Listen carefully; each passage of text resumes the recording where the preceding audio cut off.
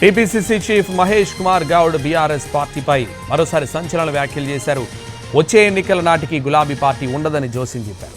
అంతేకాదు కూతురు కొడుకు కేసీఆర్ తప్ప పార్టీలో ఎవరు ఉండరని చెప్పుకొచ్చారు. అలాగే అల్లుడు హరీష్ రావు కూడా పక్కచూపులు చూస్తున్నారని తెలిపారు మహేష్ కుమార్ గౌడ్. రాబోయే రోజుల్లో బీజేపీతో బీఆర్ఎస్ కుమ్మక్కవుతుందన్నారు.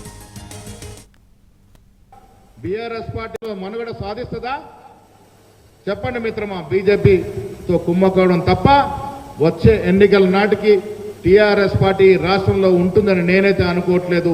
మీకెవరికైనా అనుమానం ఉంటే చేతులెత్తన్న మాట కూడా మనవి చేస్తా ఉన్నాను. బీఆర్ఎస్ పార్టీ రాష్ట్రంలో ఉండే పరిస్థితి లేదు. హరీష్ రావు గారు బీజేపీలో ఉండే పరిస్థితి లేదు.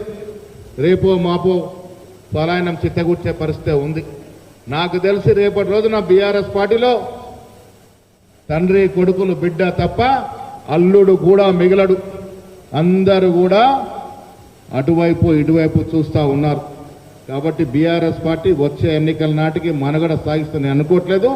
కార్యకర్తలు మాయ మాటలు చెప్పి ఉచ్ఛ్వాసపరిచే పరిస్థితులు ఇవాళ ఉన్నాయి. ప్రయత్నం చేస్తూ ఉన్నారు కానీ అది సఫలం కాదు. సెమీఫైనల్స్ గెలిచాం. 2029లో జరిగే